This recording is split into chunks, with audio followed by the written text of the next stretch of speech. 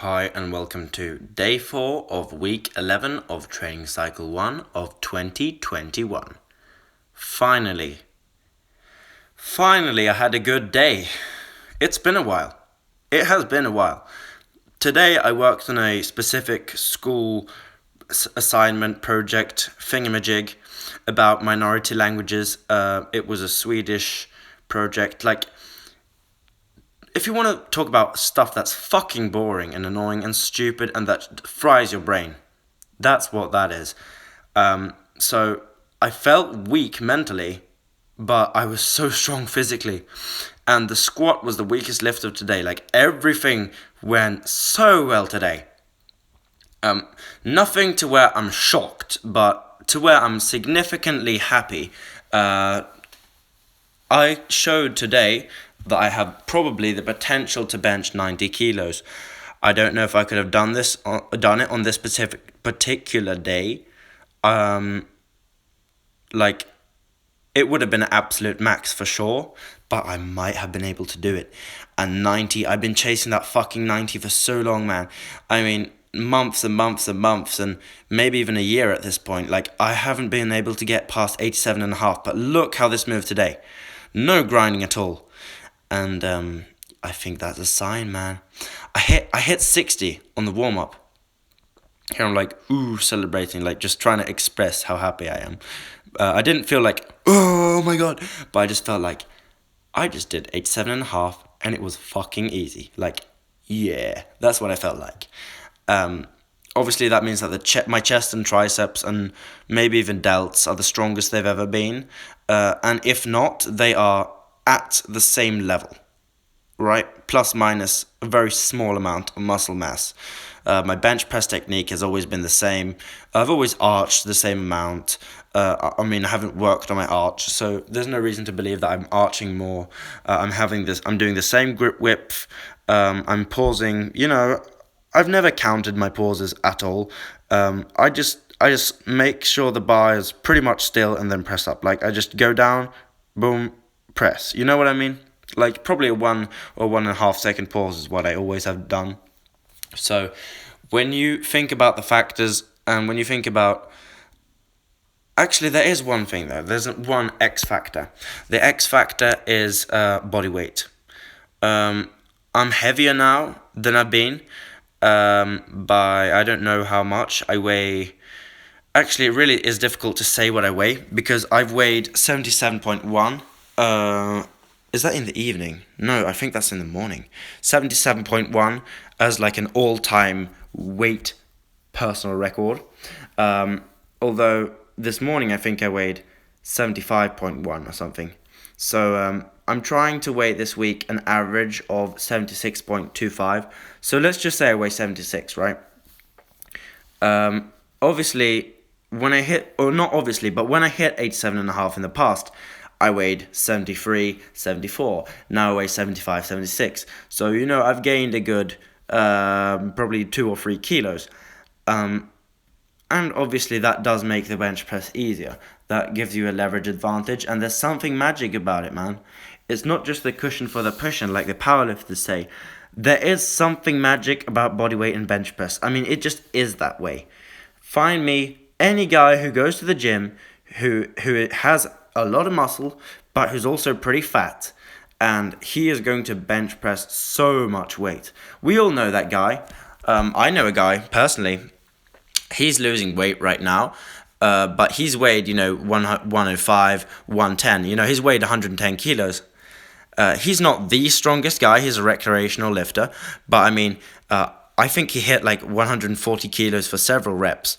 And that's what I'm talking about. Not to say that he was massively fat or anything, but he had a little bit of a bulge in his belly, and he had a significant layer of fat on him, and he was very strong.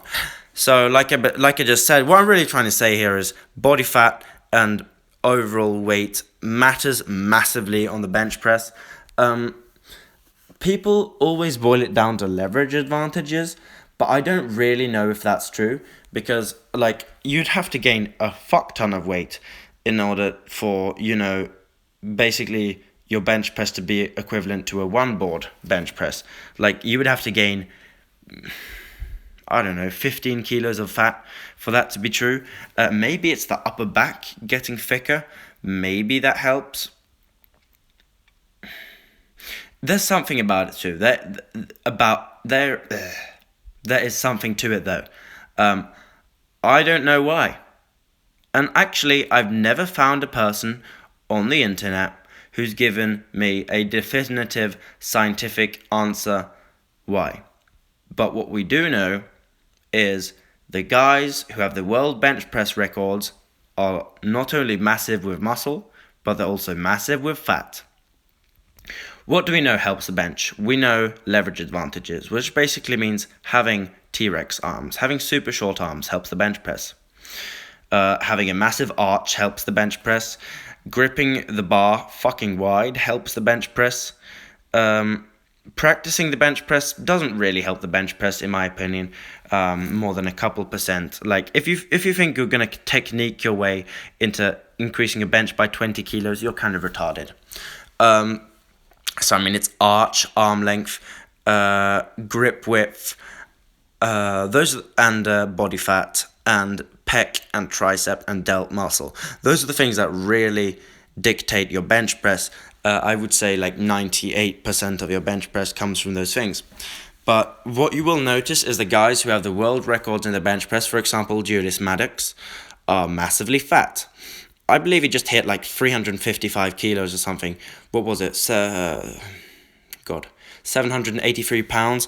I think that's what it is. And yeah, that's untested. And yeah, he's on all the roids in the world, but who cares? He's fucking strong, right?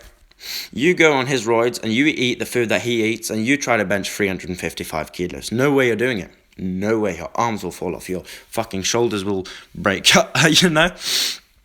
By the way, I felt the rows in my spinal erectors really much today, and I didn't actually feel my lats or my biceps that much at all. But back to bench pressing. I think it's fascinating how body fat really, really, really helps the bench press, because it barely helps the deadlift, and it kind of helps the squat ish, but it fucking massively improves your bench press. In some cases, it will actually hurt your deadlift. But that's more if you're just super fat and super muscular. Like, if you're my height, so you're 5'11", and or 181 centimeters, and you weigh 120, 130, 140, 150 kilos. At that point, I can see how it would hurt your leverages, because your quads will be bigger on the way up, so the bar will be more in front of your body, and you have a bigger belly. So, like a bigger stomach, and that will press against your legs in the bottom of the deadlift, which will make positioning difficult. A lot of guys that size also have difficulty with hip mobility, so they can't really do sumo deadlifts, so they have to stick to conventional. And then they have the belly at the lockout as well, which, once again, the belly gets in the way of the lockout. So fat guys have some trouble deadlifting, and it's not just the things I just mentioned, it's center of gravity and a couple other things too. But fat guys do wonderfully well on the bench press. And obviously I'm not going to get fat. The goal for this year, I've adjusted the goal. Original goal was 78 to 80 kilos. I've adjusted it to 82. So I'm probably 76 here. Obviously my stomach is hanging out because I'm relaxing it. See you see me drumming on my stomach there, but you can clearly see, like, I'm lean. I'm very lean. I'm probably what am I? Anywhere in between 12 to 14% body fat. I'd probably say like 13, 14, because I have a lot of fat on my glutes, which you guys can't see. I have significant fat in my glutes and my love handles, my chest, my back, like to the point to where I probably have, like, if I feel right now, I probably have, a good, like, maybe an inch of fat on my glutes. Like, I have a lot of fat on my glutes. And, yeah, so that distorts things, because I've got really lean arms, really lean delts, and really lean core. If I flex my core, if I'm not just walking around here having eaten a bunch of food and let my stomach hang out, I'm lean pretty much everywhere except for the areas that you guys can't really see properly. and it gives the illusion of more leanness. So in reality, I'm probably 2% higher than you guys think, but I'm still very lean.